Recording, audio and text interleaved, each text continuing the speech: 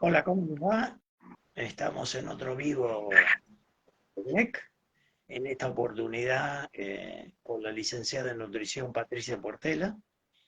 Patricia es licenciada en nutrición de la UBA, ha vivido varios años en Milán y ha hecho la reválida de su título en Italia, con mucha experiencia en dieta mediterránea, en microbiota. Ha hecho también algunos posgrados y también trabaja como directora técnica de una empresa que asesora nutricionalmente a otras empresas. Eh, bueno, Patricia, bienvenida. Muchas gracias por dedicar esta hora a GLEC y a los que nos están siguiendo en este vivo. Bueno, muchas gracias a ustedes, tanto a vos como a tu equipo por convocarme, ¿no es cierto? En un tema tan amplio e interesante. Exactamente. Y fundamentalmente porque el exceso de peso, hablamos de exceso de peso a la suma de sobrepeso y obesidad, es un tema que es bastante frecuente en la Argentina. La última encuesta nacional de factores de riesgo del año 2018, el 35% de la población tiene sobrepeso y el 25% de la población tiene obesidad. Es decir, para decir lo mismo, pero sí, de una manera más clara, uno de cada 4 personas tiene obesidad y uno de cada 3 tiene sobrepeso. Es decir, muchísimo. Sumado es muchísimo. Y no solamente es mucho desde el punto de vista de decir es un tema estético, que no lo es, o que no es solo esto, porque digamos, la obesidad es un factor de riesgo. Obesidad y exceso de peso son factores de riesgo para múltiples enfermedades. Enfermedad cardiovascular, accidente cerebrovascular, diabetes tipo 2, algunos cánceres. Y es más, yo no sé si, sobre todo la obesidad, quizá más que el sobrepeso, debiera ser considerada como una enfermedad, con una entidad propia, más que Sí, como un factor de... Pero hoy no vamos a hablar de esto, hoy vamos a hablar de otros temas. Eh, por tanto, me gustaría, Patricia, preguntarte para ir poniendo blanco sobre negro y que estemos todos manejando el mismo vocabulario. ¿Qué se entiende por sobrepeso, por obesidad? ¿Cómo se lo mide? bien, Empecemos por ahí, por llamar a las cosas por su nombre. bien. Bueno, básicamente el exceso de peso, ya sea esa combinación, como bien mencionaste, de la sumatoria del sobrepeso y la obesidad, es básicamente el tener en nuestro organismo un porcentaje de tejido graso más grande de lo que se considera saludable, o no quiero utilizar la palabra normal, pero bueno, a veces se utiliza, ¿no? En este contexto de lo que ese exceso de peso no generaría, digamos, problemas a nuestra salud. Se considera en el hombre, ¿sí?, que entre el 8 y el 16% de nuestra composición corporal tiene que ser tejido graso. Cuando ya supera ese porcentaje, obviamente se considera que empieza un rango de exceso de peso. En el caso de la mujer, ese porcentaje es un poquito más alto, la composición corporal de la mujer es un poco más alta y se considera que una mujer tiene un porcentaje de tejido adiposo dentro de ese rango de normalidad cuando ese porcentaje va de 15 a 20. De manera muy simple, tenemos un indicador que utilizamos mucho y a nivel internacional se utiliza, que es el índice de masa corporal. Es una cuenta matemática que relaciona nuestro peso con la altura al cuadrado. Si bien este índice a nivel individual puede tener algunas limitaciones porque no nos abre el abanico bien de lo que es esa composición corporal, es decir, de cuánto de ese peso es tejido graso, músculos, y digamos la estructura ósea, pero es un buen indicador y es como que a nivel internacional todo el mundo médico pone como referencia este indicador para establecer esos rangos de exceso de peso. Una mujer se considera que está en un peso saludable cuando esa cuenta matemática, peso dividido la altura por la altura, va de 18,5 a 25. Ya cuando supera ese 25, es de 25 a 30 sobrepeso y mayor a 30 hay distintos rangos de obesidad, ¿no es cierto? Obesidad grado 1, grado 2 y una obesidad un poco más extrema, o grado 3 o obesidad mórbida. Si uno, en el caso del hombre, en vez, esa cuenta matemática es un poquito diferente, en lugar de arrancar como un valor de normalidad, el 18,5 que pasa en la mujer, es de 20 a 25, o sea, en la mujer es de 18,5 a 25 y en el hombre de 20 a 25, y ya después empieza el rango de sobrepeso y obesidad. A veces cuando uno hace esta cuenta matemática, y acá un poco ligándome a lo que mencionabas, que el exceso de peso no tiene que ver necesariamente con esos 2 o 3 kilitos que a veces mucha gente se siente de más, que no sé, la camisa no le cierra bien, sube una escalera y se lo siente, cosa que antes no le pasaba. Tiene que ver más que nada con este exceso de peso o este exceso de tejido graso que puede ser perjudicial para nuestra salud. Entonces, además de considerar ese indicador que se llama índice de masa corporal, otro instrumento que tenemos es la circunferencia del abdomen, es decir, saber cómo está distribuido ese peso en el organismo. Cuando en la mujer esa circunferencia de abdomen supera o es igual a los 88 centímetros, es un punto de corte que ya nos está indicando que algo tenemos que hacer porque, digamos, ese tejido graso distribuido en nuestro abdomen puede generar a futuro, o a veces no tanto, un riesgo para la salud. Y en el caso del hombre, ese punto de corte son los 102 centímetros de esa circunferencia abdominal. Entonces, teniendo en cuenta ambos parámetros, uno establece ese peso o establece ese rango, si estamos en un peso saludable o en un exceso de peso, ¿no es cierto? Y como ese rango es amplio, en la mujer de 18,5 a 25, en esa ventana de pocos números hay una infinidad de kilos, hay una diferencia de casi 16 kilos. Entonces, lo importante es eso, es tratar de establecer, si bien hoy por hoy la sociedad ha cambiado mucho y está bien visto, digamos, no opinar de los cuerpos del otro y demás, tampoco tenemos que caer en esa apología de no hablar del sobrepeso, de la obesidad, o sea, del exceso de peso, claro, o sea, porque cuando hablamos de eso, hablamos de una patología, como vos bien dijiste, ¿no es cierto?, con la cantidad de consecuencias o al ser un factor de riesgo tan importante para enfermedades, presión alta, diabetes, esa prediabetes, algunos tipos de cánceres y demás, es necesario obviamente trabajar bueno, y tratarla, ¿no es cierto?, tomar conciencia de que no es solo un par de kilitos. Un par de preguntas sobre esto que estuviste comentando. Primero, Sí. un tema práctico. Cuando uno habla de la circunferencia abdominal, Sí.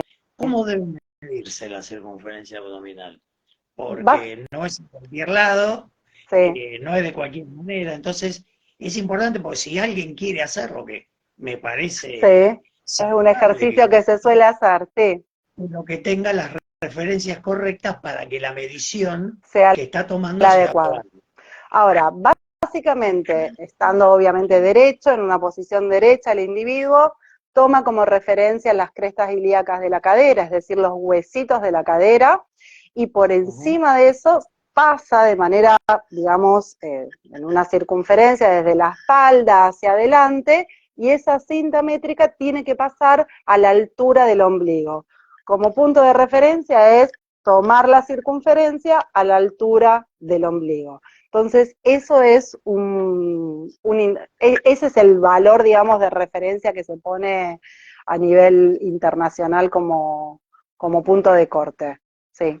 Y comentanos por qué es tan importante este dato de la circunferencia abdominal respecto de, digamos, como alcahuete de la acumulación de grasa entre las vísceras abdominales. Bueno, eh, yo siempre hablo en las consultas y digo que la adiposidad a nivel de la panza, a nivel abdominal, es la que complica metabólicamente a nuestro organismo, ¿sí? Uno puede tener un exceso de peso distribuido tal vez a nivel de piernas, entonces cadera y piernas, y ese sobrepeso muy probablemente le va a traer como consecuencias, un factor de riesgo tal vez problemas circulatorios, en el caso de las mujeres más celulitis. El problema de esa circunferencia abdominal más grande es que la complicación es metabólica, entonces aumenta ese riesgo de enfermedad cardiovascular, aumenta ese riesgo de padecer en una primera instancia esa prediabetes o insulinoresistencia, que si uno no hace nada al respecto, no cambia hábitos, puede desencadenarse una diabetes del tipo 2, o sea, la problemática de ese de esa adiposidad a nivel abdominal es básicamente el riesgo directo con la enfermedad metabólica. Perfecto. O síndrome metabólico que a veces lo llaman.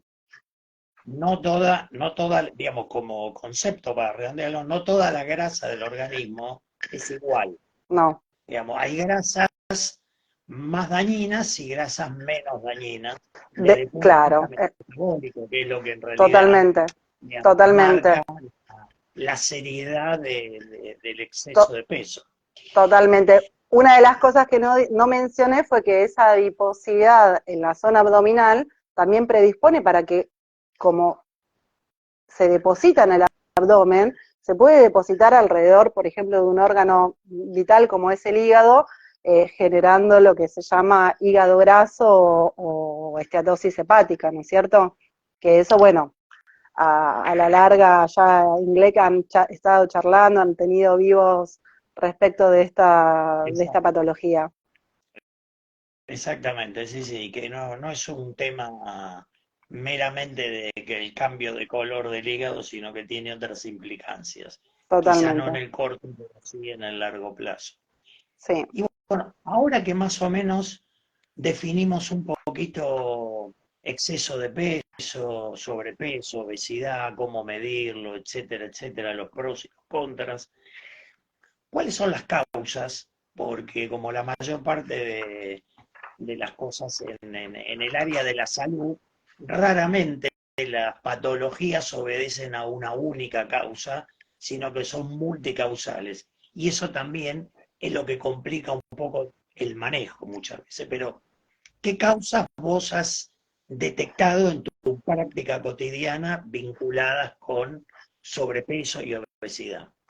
Bien, bueno, obviamente los malos hábitos alimentarios es una de esas causas, o sea, la malnutrición por exceso también se lo conoce a ese exceso de peso, el sedentarismo, hacer una vida sumamente sedentaria, también puede generar ese exceso de peso, ya que básicamente existe un equilibrio entre la energía que entra a través de los alimentos y bebidas y la energía que uno gasta. Eh, Seguramente si ahí hay algunos pacientes que me van a escuchar decir esto, se van a reír porque se los digo siempre. Esa energía que entra a través de los alimentos y bebidas tienen dos vías posibles. o yo la gasto a través de mi vida cotidiana, el hacer una vida activa, o la reservo a través de tejido adiposo, es decir, ese exceso de energía se transforma en energía de reserva, que es el tejido adiposo. Por los poros de la piel, ese exceso de energía no se evapora, motivo por el cual hay que entender esto, que la actividad forma parte también del encontrar un equilibrio entre la energía que entra y la energía que sale, ¿no es cierto? Otro de los motivos pueden ser obviamente motivos más bien médicos, ¿no es cierto? Algún desequilibrio hormonal, la genética también forma parte de esas posibles causas. La falta de sueño, o sea, se sabe que aquellos individuos que no tienen una buena calidad de su descanso, de su sueño, están predispuestos al día siguiente por no haber podido, digamos, metabolizar, reparar, formar hormonas suficientes para el día siguiente, y no logran manejar bien lo que es ese mecanismo de apetito-saciedad. Y uno a veces dice, wow, ¿qué tiene que ver, no es cierto? Y el cuerpo humano es una máquina tan perfecta que todo tiene que ver con todo. El tener problemas digestivos muchas veces puede generar esa, esa, esa falta de, digamos, de actividad metabólica o ese favorecer el descenso de peso, o sea, tener una microbiota alterada puede generar eso, y bueno, obviamente que la relación que uno tiene también con la comida, no nos tenemos que olvidar que desde que nacemos, cuando un bebé llora, uno le propone alimentárselo, o sea, el seno de la mamá o la leche, y capaz que la criatura no tenía hambre, pero esa connotación de bálsamo, de calmarnos con la comida, se va como enquistando en nosotros. Entonces muchas veces cuando uno está ansioso, está nervioso, está preocupado, no sé, tiene alguna emoción que lo altera, puede buscar el alimento como bálsamo de esa emoción, y bueno, obviamente, si en ese equilibrio entre la cantidad de energía que entra, no importa el motivo por el cual entra, se genera, digamos, un hábito energético que no logro gastarla, se favorece, como hablábamos antes, lo que es el exceso de peso, ¿sí? Sin descuidar también que hay individuos que por alguna patología de base tienen que tener algún tipo de tratamiento farmacológico, y eso también puede, como efecto colateral, generarle más apetito o más retención de líquidos, o sea, entra en un círculo un poco vicioso que el tratar una cosa como consecuencia le genera, digamos, ese exceso de peso. O sea, las causas pueden ser completamente variadas, Bueno, no hay una ahí, sola causa. precisamente ahí, esto último que vos me mencionaste de las medicaciones, es bastante frecuente algunos pacientes depresivos que requieren olanzapina. La Sí, olanzapina es una buena droga antidepresiva, pero eh, aumenta el apetito y también induce en algunos pacientes diabetes tipo 2. Entonces, claro. por ejemplo, esto es un efecto colateral de una medicación, y acá en donde uno puede ver también varios factores que se encadenan. Un paciente depresivo que toma olanzapina, pero a su vez quizás por su depresión hipotee, porque, bueno, Claro. entonces, y esto Sí, es, por esta o, relación que tiene con la exacto, comida, claro. exactamente, Sí, o toma alcohol, y el alcohol es lo que por lo menos cuando yo estudiaba hace mucho más tiempo que vos, eh, la, la llamábamos calorías huecas, porque en realidad exactamente, se calorías aporta vacías. calorías, Sí. pero digamos, no, energéticamente no tiene ningún valor el alcohol, O sea, pero no aporta nutre, calorías. Entonces, claro. así como, por ejemplo, con una bebida azucarada, uno también la disfruta un trago de alcohol, pero está incorporando una gran cantidad de hidratos de carbono, enzimas de rápida absorción, sí, que son un petardo metabólico para el organismo.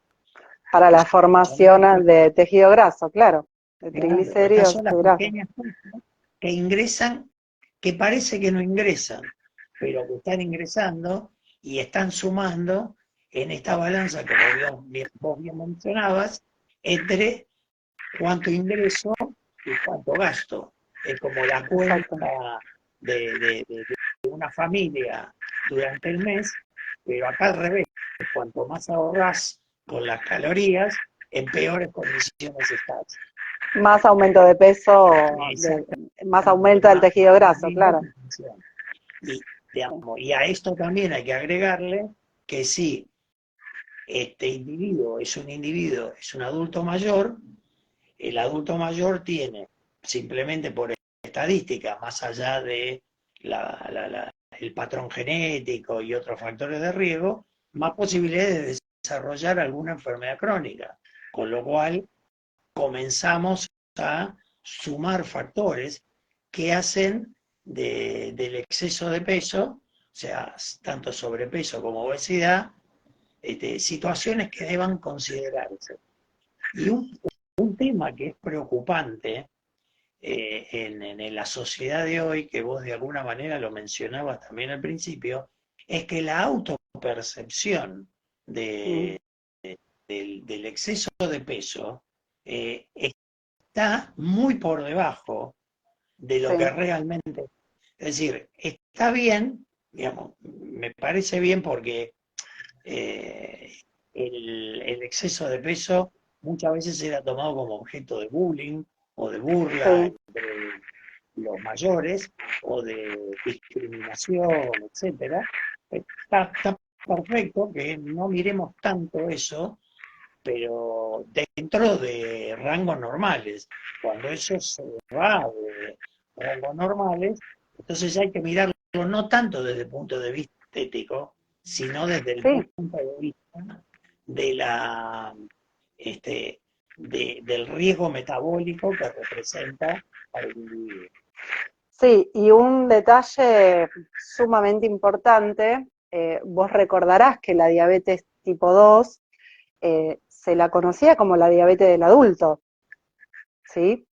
Y hoy por hoy encontramos chicos de 10, 12 años con sobrepeso, obesidad, que tienen diabetes de tipo 2. Es decir, la cantidad en su corta vida de azúcares que han consumido fue tal que su páncreas ya empezó a generar una insulina poco eficaz y generó esa insulina resistencia, ¿no? Entonces, en Argentina, 4 de cada 10 chicos entre 5 y 17 años tienen exceso de peso. O sea, estos datos son de la última encuesta de nutrición y salud que se realizó en el país y estamos hablando del año 2019, que fue prepandemia. Si a eso le sumamos el efecto de la pandemia, estas cifras vos hablabas antes de casi un 50% de la población argentina con exceso de peso, entre obesidad y sobrepeso, cuando uno vaya a actualizar estos datos creo que nos vamos a alarmar y bastante. Sin sin Sí, duda, porque todo esto post pandemia, digamos, ha crecido sustancialmente, sin sí. duda. Y a, y a veces este riesgo metabólico de la asociación del sobrepeso, como vos bien decías, eh, a veces no se logra dimensionar, ¿no? Tengo un poquito el azúcar alto. Bueno, ¿cuáles son las consecuencias de ese poquito, ¿no es cierto? Nada, el rol de los profesionales de la salud es educar constantemente y poner un poco los puntos sobre las íes. Nadie obviamente va a opinar del cuerpo del otro, si el otro se siente bien y demás, pero cuando ese exceso de tejido adiposo puede ser un riesgo para la salud, uno lo tiene que trabajar, ¿no es cierto?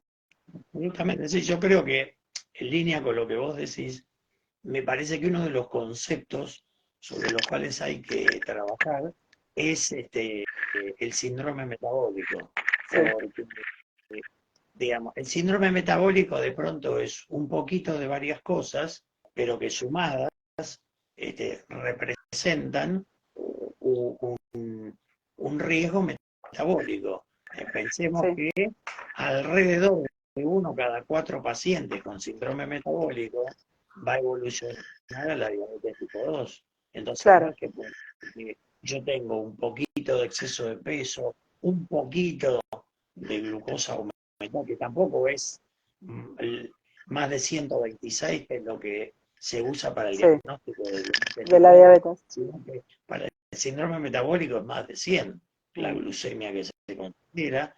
Entonces, hipertensión, más de 135-85, lípidos altos, es decir, triglicéridos altos, y en realidad el colesterol protector, el HDL, el bueno, bajo.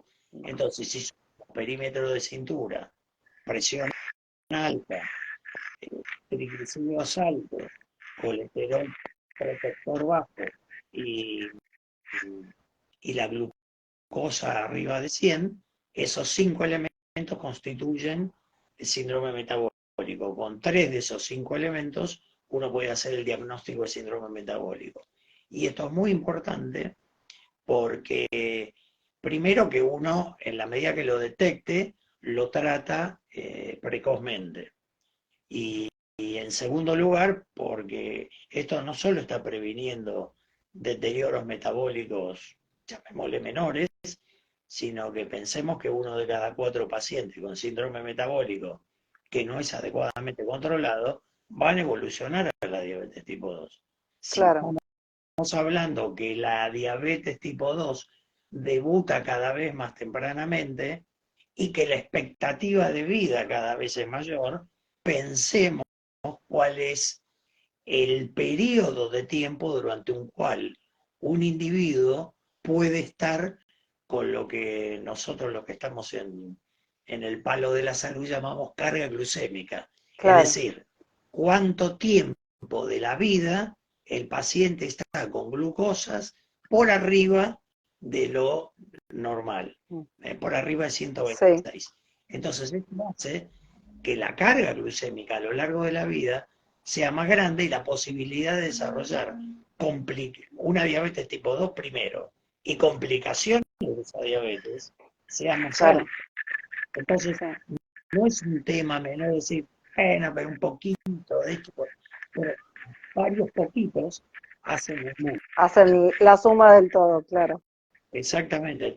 Entonces, por eso es importante esto, el diagnóstico temprano, y para hacer diagnóstico temprano tienen que estar alertados, y en ese sentido aplaudo la tarea educativa que vos haces en tu paciente, porque me consta, igual conozco a varios pacientes tuyos y, y me consta la tarea educativa que haces y me parece espectacular porque por ahí va la cosa, digamos. Tenemos que ir, así como la patología va cada vez hacia edades más tempranas, la intervención de los profesionales de la salud debe ir cada vez a momentos más tempranos en la evolución de la patología, porque si no nos vamos a enfrentar a problemas más grandes en el A futuro futuro, claro. y que a veces no es tan lejano el futuro. Sí, sí, sí, Y coincido. ya hablé demasiado, digamos. Trae- Entonces, hablábamos en el título de esta charla, hablamos que más bien es un cambio de estilo de vida y no meramente una dieta. Sí, Entonces, desarrolla un poquito más ese concepto porque me parece que es clave es para clave, un sí, adecuado encuadre del problema. sí. Un poco lo veníamos diciendo que dado que las causas son multifactoriales,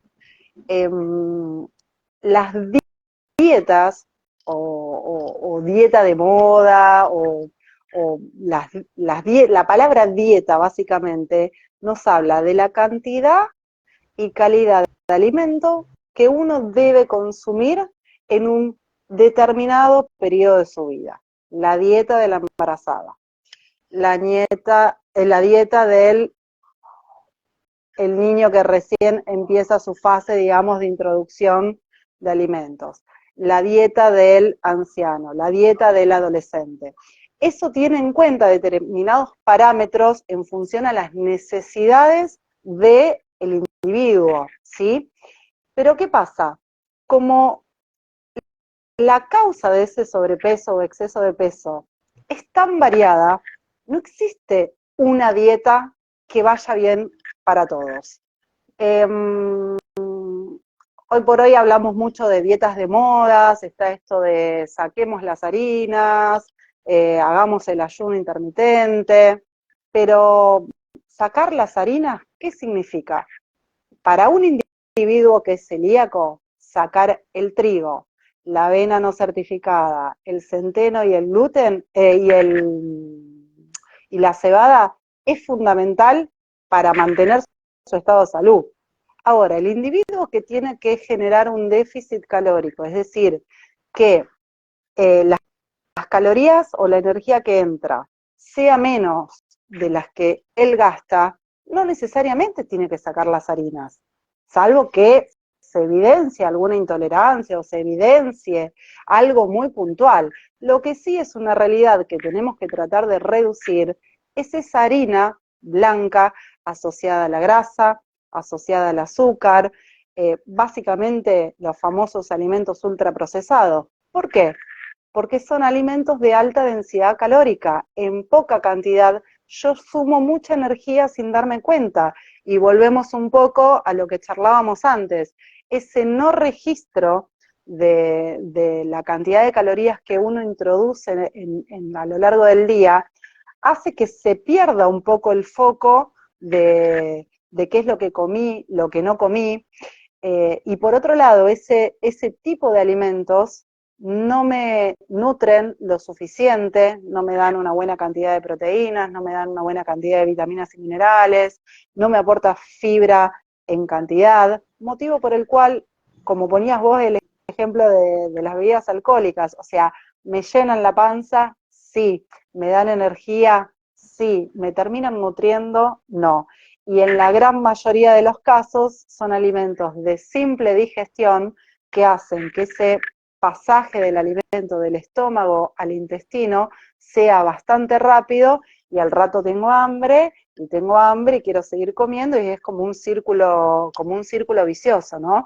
Entonces, cuando hablamos de dietas de moda, o hago la dieta que me pasó Pirulo, o hago la dieta que vi en TikTok, básicamente es la dieta que le funcionó a esa, o sea, es el plan de alimentación que le funcionó a ese individuo por las circunstancias en las cuales se encontraba, con las patologías de base que tal vez esa persona tenía. Acá tal vez hay que hacer también un poco un mea culpa de la profesión, eh, pero tiene que ver un poco con el avance de la ciencia y los enfoques. Cuando yo empecé a estudiar, hace más de 25 años atrás, eh, el que no bajaba de peso era porque no tenía la voluntad de bajar de peso, ¿sí? Hoy sabemos que ese exceso de peso, como hablábamos antes, tiene que ver con cuestiones metabólicas, con hormonas, con ritmos de vida, con esa relación que uno tiene con el alimento. Entonces no todo pasa por la buena o la mala voluntad del individuo, ¿sí? Y hay que hacer un trabajo, como vos bien decías, de educación, de alimentación más consciente, qué es lo que quiero, qué es lo que me sirve, lo que sería más indicado, para mí en este momento y con este ritmo de vida que llevo y con las necesidades que hoy tengo, ¿sí? Para tratar de sostenerlo en el tiempo, porque es muy simple decir, saco las harinas. Obviamente que si uno tiene la buena voluntad de sacar las harinas, por 15 días baja drásticamente el valor calórico que introduce a lo largo de su día. Las hidratos de carbono complejo, esas famosas harinas, tienen la particularidad que para ser digeridos nos hacen retener un poco más de líquido, motivo por el cual si yo las saco drásticamente, también elimino líquidos, motivo por el cual en esa balanza voy a pesar menos. Peso menos de ese exceso de tejido adiposo que hablábamos y que es necesario bajar para que no se nos complique la parte metabólica, no necesariamente. Puedo pesar menos porque bajé mucho líquido. Y una tecla que todavía no tocamos, que es sumamente importante, ¿por cuánto tiempo uno le puede decir que no a una pizza con amigos? El comer forma parte también de lo social. Vivimos en un país donde en cualquier tipo de juntada, de reunión, pasa, o sea, uno de los puntos, digamos, centrales es qué llevo, qué comemos, a dónde vamos.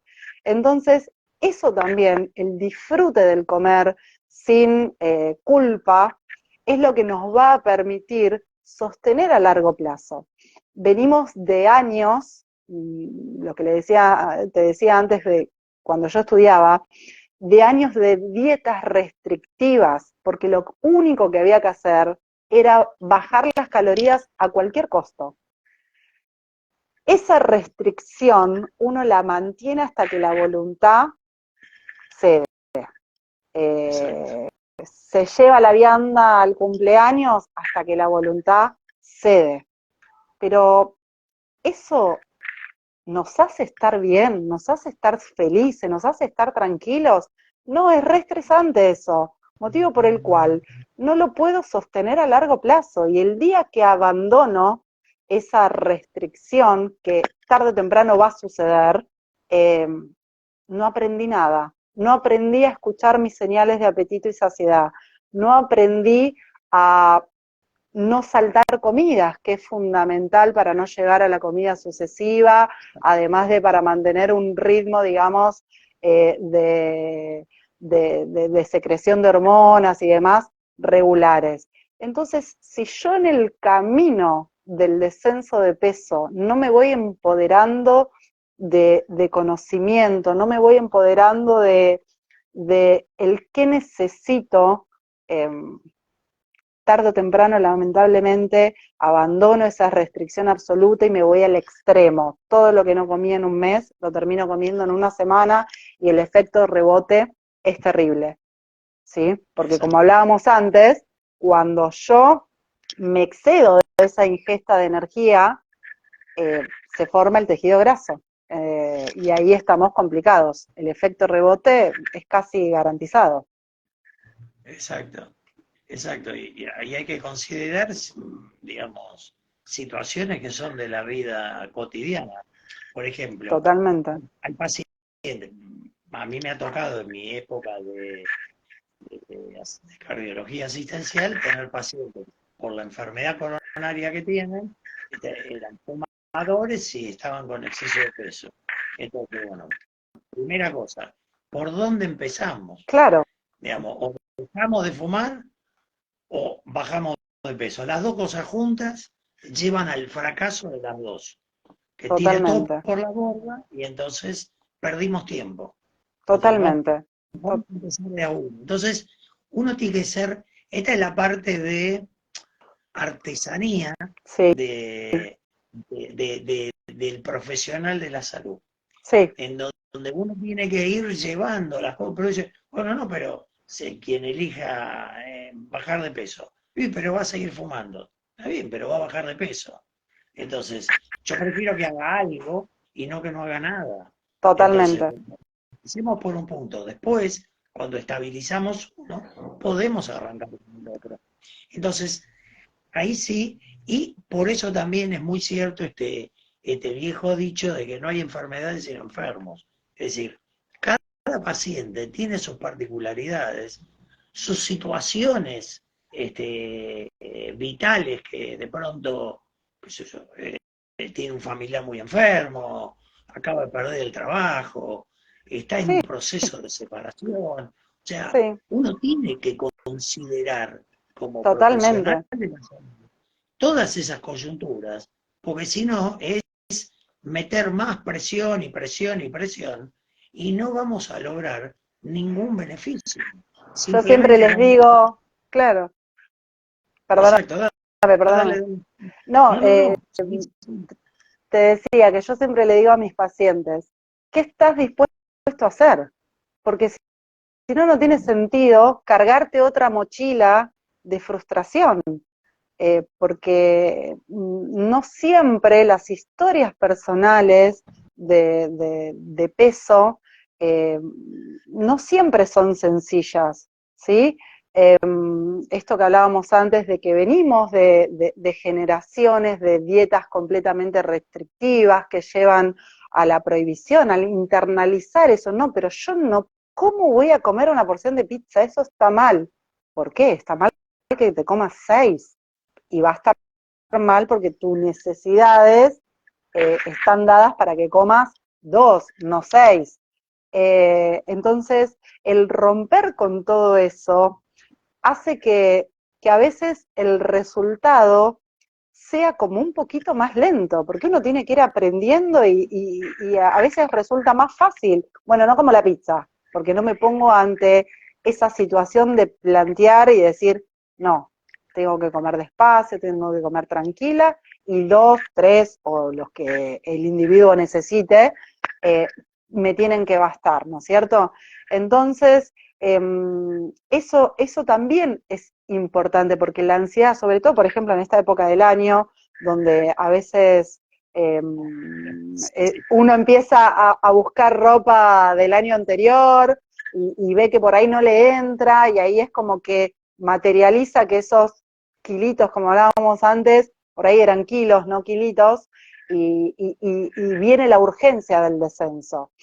Y no sirve, o sea, no te va a dar, digamos, satisfacciones a largo plazo, y estamos siempre en un tire y afloje, ¿no? Y intuyo que a vos te habrá pasado muchas veces en tu época asistencial, pero aquel individuo que tiene facilidad en el descenso de peso juega tanto con esto de, bueno, cuando quiero bajo, y llega un momento de su vida No, donde no fue suficiente sacar la gaseosa y el pan, ¿no es cierto? Hay que ponerse en juego, y por eso es importante poner todas las cartas sobre la mesa de qué estoy yo dispuesto a hacer. Bueno, en función de eso, también se va a establecer un objetivo, absolutamente, un plan claro. de acción y un objetivo, porque si no, no tiene sentido ponerse esa vara tan alta y, como vos Exacto. decías, vive en un contexto donde no se puede dedicar a planificar y demás, ¿no es cierto?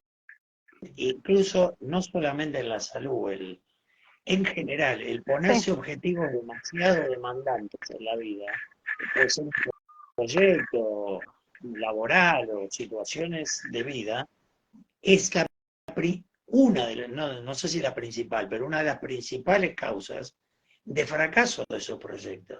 Porque totalmente. como la vara está tan alta, Sí, uno la mira y dice, yo no la voy a alcanzar nunca. Entonces, si no la voy a alcanzar nunca, ¿para qué hago todo este esfuerzo? tal Y cual, entonces, el tema a veces es poner objetivos más pequeños, de más corto plazo para alcanzarlos, y una vez que alcanzo uno, poner el otro. Una de las cosas que a mí me funcionaba era, digo, bueno, pongámonos, bajemos medio kilo por semana, totalmente. pero no lo recuperemos, bajémoslo y la otra semana vamos por medio kilo más. ¿Y pero cuánto tengo? Vamos de a medio kilo. Si ponemos 5 kilos por semana, lo Sí, podremos hacer una semana. Pero pues, usted no es un canario que tiene que se alimenta con lechuga. Este, totalmente. A veces, a veces ese medio kilo me pasa mucho que cuando el individuo tiene, digamos, unos cuantos para bajar, baja medio kilo y se enoja. Y si uno se lo hace ver desde otro lugar, si vos llegaras a bajar todos los meses medio kilo, significa que, perdón, todas las semanas medio kilo, significa que al mes bajaste 2. Significa claro, que en 2 exactamente. meses y medio bajaste 5. Significa que en menos de un año, ¿cuántos kilos podés bajar? Exactamente. Eh, pero bueno, nada, ahí está un poco esa cintura del sentarse, charlar, ir estableciendo cuáles serían esas pautas a modificar. A veces pasa por esta cuestión bueno, empecemos a planificar, a no saltar horarios, bueno, listo, no salto más horarios, lo logré hacer, me di cuenta que si paso todo el día sin comer, llego a casa a las 6, entre las 6 y las 9, como todo lo que está a mi alcance. Bueno, empecemos a ordenarnos, a ver qué te podés llevar al trabajo, estás en la calle, cómo resolverlo. Entonces, ese trabajo minucioso, que obviamente lleva tiempo, porque lleva tiempo, hace que uno pueda de a poquito ir cambiando eso, y el día que salta por X razón una comida, ya la panza es como que le empieza a hacer el ruidito que le avisa que no es lo ideal, ¿no es cierto? Que tiene que volver al eje de el no saltar las comidas. Exactamente. Sí, yo me acuerdo muy bien que algunos compañeros de trabajo me decían, no, yo como muy poco, dice, para la noche cuando llego a casa, un whisky, quesito, salamín, digo, ¿cuántas calorías comiste ahí? Sí, pero En eso más allá de las calorías, ahí hay un mito o por ahí una falsa creencia que muchas veces la excusa es, pero si no comí nada en todo el día, lo que no comí durante el día me lo como ahora y estamos como parejitos en cantidad de calorías. El tema es que el organismo, sabiamente, necesita calorías distribuidas a lo largo del día para hacer frente a nuestras actividades cotidianas, ¿no es cierto? Entonces, si yo en un momento del día no se lo di y se lo doy después, después le va a sobrar, porque después no necesita tanto. Y como hablábamos antes, esa energía que sobra no se evapora por los poros de la piel, básicamente, si no la gasto, se transforma en ese exceso de tejido graso. Y entonces ahí hay que derribar ese mito muchas veces que, que, que esa creencia está, ¿no es cierto? Mal exactamente, fundada, pero existe. que Sí. no es una suma No, algebraica de no, calorías a lo largo del no, día, no, sino la distribución o el totalmente. mismo de los otros factores, por ejemplo, el picoteo de las galletitas. Pero bueno, dice, yo como galletitas. ¿Y Mm, cuánto come de galletitas? Y no sé, 15, 20 galletitas. claro, Pero un claro, paquete, sin darnos cuenta. cuánta grasa. Y entonces, a Y veces no me creía. Digo, bueno, mire, haga una cosa. Ponga una galletita sobre una servilleta de papel y déjela ahí algunas horas. Después me dice cuando la levanta que hay abajo. claro, Digo, que la galletita se mantiene así rígida y es crocante, pues tiene grasa. Eso es claro, lo que le da la textura a la galletita. Entonces usted sí, come 15 galletitas, come mucha grasa dentro de esas 15 galletitas. sí. O Y, y, y son alimentos, sin... como hablábamos antes, que en poco volumen me suma mucha energía. Y un detalle Exactamente. no menor es el comer distraídos. O sea, es muy común. La galletita es un alimento bastante snackeable, ¿no es cierto? Que no me demanda demasiado tiempo el prepararla, porque abro el paquete y ya está. Y muchas veces pasa que mientras uno está concentrado en otra cosa, trabajando, haciendo otra cosa, pone el paquete al lado.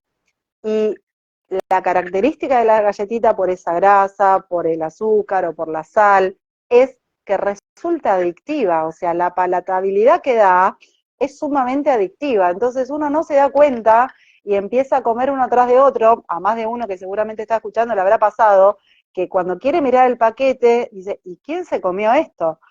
Y el no registro de que comí, me predispone indiscutiblemente a comer más. Porque si uno pregunta, ¿y qué comes durante el día? No, yo no almuerzo. Y en ese sumatoria de picoteos, la cantidad de calorías es infernal y hubiera sido preferible que se hubiera hecho, no sé, hasta un plato de pastas con un salteado de verduras que lo saciaba mucho más y registraba que comió. Exacto, exacto. Sí. Y de esos podemos estar horas hablando Totalmente, de de esas ejemplos. de estos pequeños grandes detalles, sí. pero bueno, el tiempo se nos fue escurriendo entre Uy, las sí, palabras sí, y tenemos que cerrar. sí. Te agradezco mucho, Patricia, este tiempo que compartimos en este vivo de IGLEC. Agradezco también a todos los que nos han acompañado durante distintos momentos del vivo. Y bueno, en cualquier momento, sobre todo aproximándonos ahora a fin de año, hay un tema que me parece que vale la pena charlar un poquito, que son La las fiesta. comidas de fin de año. Que si bien es la del 31 de diciembre, la última cena del año, no es la última cena de la vida. De la vida, tal cual, Entonces, tal cual. hay que disfrutar, pero no matarse. Es, Así que, exactamente. eh, nuevamente, Patricia, muchísimas gracias. No, Y, gracias a vos, a tu equipo, por haberme invitado y bueno, y la verdad fue una charla para mí muy agradable y cuando quieras estoy disponible para abordar distintos temas. ¿cómo no? Muchísimas Bueno, gracias. Seguramente va a haber bueno, una próxima charla. bueno, Muy gracias bien. a todos los que también Muchísimas gracias, estuvieron en Patricia. este vivo. Muchas A vos, gracias a todos. hasta Que luego. sigan muy bien. Chao, Luego, hasta luego, gracias. Hasta luego.